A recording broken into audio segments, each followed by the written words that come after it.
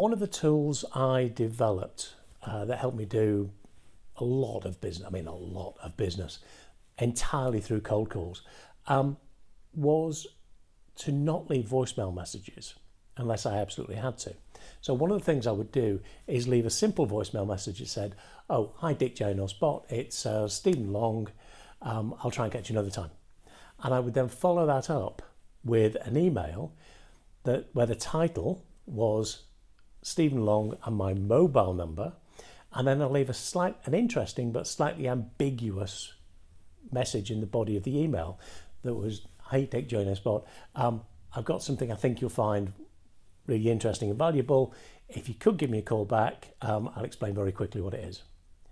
And that worked like a charm, not just for getting callbacks, which it did, but also in terms of putting the name out there in front of people so that the next time I called them, I had a certain degree of name and brand recognition.